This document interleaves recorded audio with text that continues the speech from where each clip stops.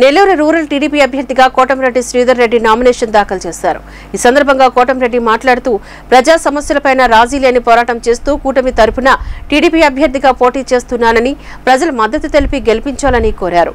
రాష్ట్రంలో సర్వనాశనమైన అభివృద్ధి తిరిగి గాడిని పడాలి అంటే టీడీపీ ప్రభుత్వం అధికారంలోకి రావాలని శ్రీధర్ రెడ్డి తెలిపారు. జరుగుతున్న ఎన్నికల్లో నెల్లూరు రూరల్ తెలుగుదేశం పార్టీ కూటమి అభ్యర్థిగా సైకిల్ గుర్తు మీద పోటీ చేస్తూ ఈరోజు జిల్లా పార్టీ అధ్యక్షులు అబ్దుల్ అజీజ్ గారితో, నగర మాజీ మేయర్ భానుశ్రీ గారితో, అదేవిధంగా మా పార్టీ సీనియర్ నాయకులు ఎందుకూరు శ్రీనివాసరెడ్డి గారు, చిరంజీవి గౌడ్ గారితో కలిసి నామినేషన్ 1 గంట 52 నిమిషాలకి 1 గంట 52 నిమిషాలకి నామినేషన్లు దాఖలు చేయడం జరిగింది. ఈ సందర్భంగా మీ ద్వారా నెల్లూరు రూరల్ నియోజకవర్గ ప్రజలందరినీ 2 చేతులు జోడించి ముకుళిత హస్తాలతో ప్రార్థించి అడుగుతూ ఉన్నా.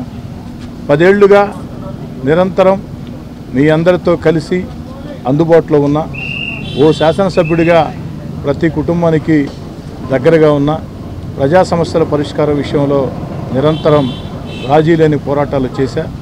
అనేక రకాల ప్రజలకు మేలు చేసే కార్యక్రమాలకి శ్రీకారం చుట్టా.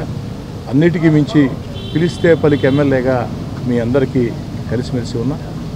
ఈ ఎన్నికల్లో 3వసారి తెలుగుదేశం కూటమి అభ్యర్థిగా పోటీ చేస్తున్న, సైకిల్ గుర్తు మీద పోటీ చేస్తున్న నాకు రూరల్ నియోజకవర్గ ప్రజలు అందరూ కూడా సంపూర్ణ మద్దతు ఆశీస్సులు ఇవ్వాలని ఈ నామినేషన్ దాఖలు చేసిన సందర్భంగా ప్రజలందరినీ కూడా కోరుతూ ఉన్నా.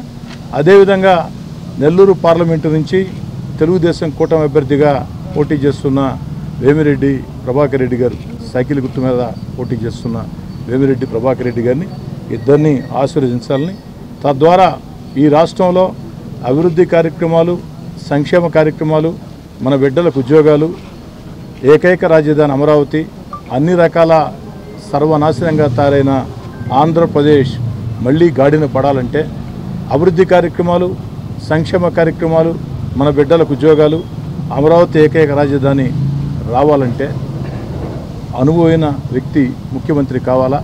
ఆ అనుభవం ఉన్న వ్యక్తి చంద్రబాబు గారిని ప్రజలందరూ భావిస్తూ ఉన్నారు. ఈ ఎన్నికలు వచ్చిన వేళ ప్రజలందరూ కూడా ఎంతో ఉత్సాహంగా ముందుకు వచ్చి ఇంకా తెలుగుదేశం పార్టీ కూటమికి అండగా నిలవాలని చెప్పి కోరుతూ నామినేషన్ల సందర్భంగా నాతో పాటు ఇచ్చేసిన జిల్లా పార్టీ అధ్యక్షుడు అబ్దుల్ అజీజ్ గారికి ప్రత్యేకంగా ధన్యవాదాలు తెలియజేస్తూ మీడియా మిత్రులకు కూడా ధన్యవాదాలు తెలియజేస్తాను.